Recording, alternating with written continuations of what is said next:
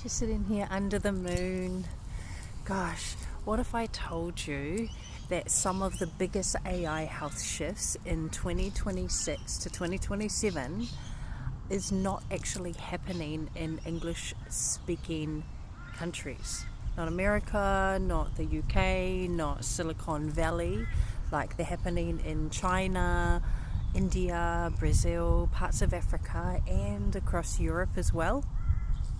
And if you're not paying attention to this, you're already behind, because this isn't just about technology. It's about your health, it's about your data, it's about your decisions, and it's about your own power as well.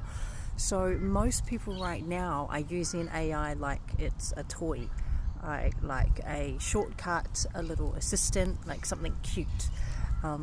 But if you are a digital warrior, you will already know that that's not what this is. AI is actually shaping how we think, how we diagnose things, and also how we trust, and how we can easily be misled as well.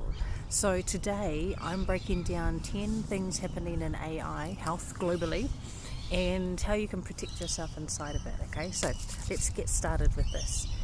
China is pushing something very different, not just powerful AI, but what's being called accessible AI. There is a growing shift towards open source health models, and that actually means that the models are cheaper, they're more adaptable, and they're actually able to use, like being used by real communities out there. And I'll talk a little bit about some of that research as well. So not just like locked in behind like these big companies. So the moon is so pretty. I'll have to show it to you after. So yeah, it's not locked behind these big companies that we know about, and that's the part that really matters, because if healthcare AI is only controlled by a few corporations, most people lose. Okay, so let's just go through some of the lessons that I hope will help you. That definitely helped me. Number one, don't ask if a tool is smart. Ask who can actually use it. Now, Europe is moving a little bit differently. They're not treating AI like it's entertainment, like we are in the westernized world. They're treating it like an actual infrastructure. And we're talking about regulation, ethics, data, governance, like training real systems.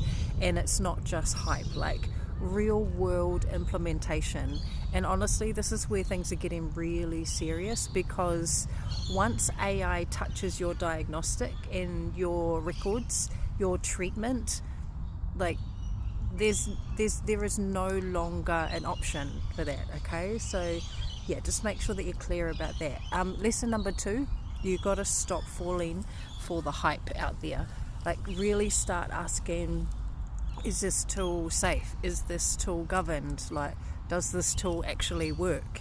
And here's something big. Europe is building like massive AI cancer imaging systems, okay?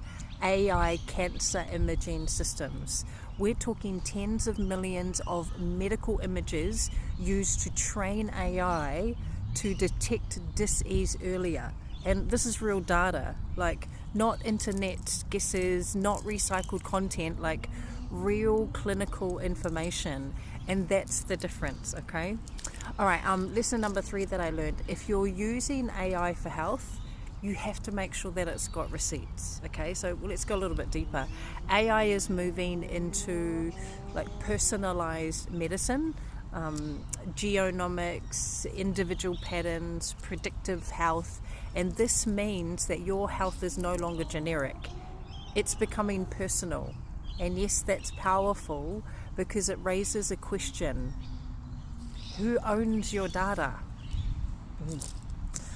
All right, lesson number 4 that I learned. If you don't understand your data, you don't control your future. And I know that this sounds like futuristic, but it's actually already happening. Virtual human twins already exist. Like, digital versions of your body are being used to simulate outcomes already. They're being used to predict illnesses, to test treatments, to model your health. We're already moving from reactive to predicting. Okay, so just be mindful of that when it comes to the AI digital health out there. Lesson number 5, pay attention to the patterns before the problems. So I want to talk about India. India is becoming a major voice for AI healthcare at the moment. Not just like using it, but shaping the actual conversation. And this really matters because innovation is no longer becoming like from one place. All right. Number 6, if you follow one part of the world, your view is incomplete. And for me, being brought up in a westernized sort of area and country in Australia and New Zealand, we have been influenced a lot by the UK and America. But Brazil actually brings a powerful reminder that AI only works if the systems connect. So if your data is like scattered, nothing is working properly, like different apps, different systems, no communication, and that's where the mistakes are actually happening. And Brazil is just doing an amazing job at leading that at the moment as well. Lesson number 7 was about organizing your digital health, because oh my gosh, chaos just leads to bad decisions for sure. And in parts of Africa, we're actually seeing something important.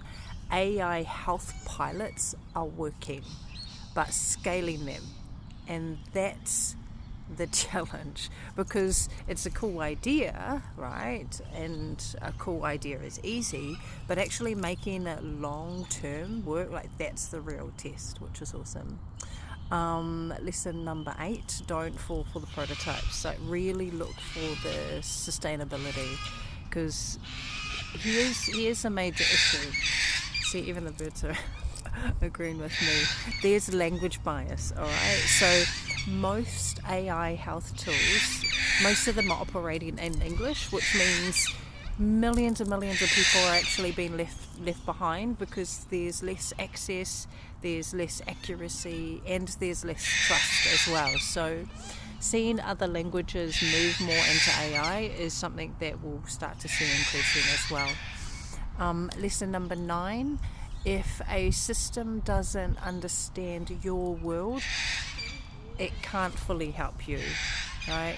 And finally, the global shift in 2026 to 2027 is this. We're actually moving away from hype and more into responsibility, because AI health is becoming more about trust. It's becoming more about safety, like the governance that I talked about, ethics as well, which is a really, really good thing. And then number 10, the last one, the future will belong to the tools that you can trust, not the tools that impress you. So what does that mean for you? If you do want to look like a digital warrior in this space, here is the code that we use. Don't self-diagnose recklessly. Protect your data and choose tools with real backing, okay? And watch for that bias.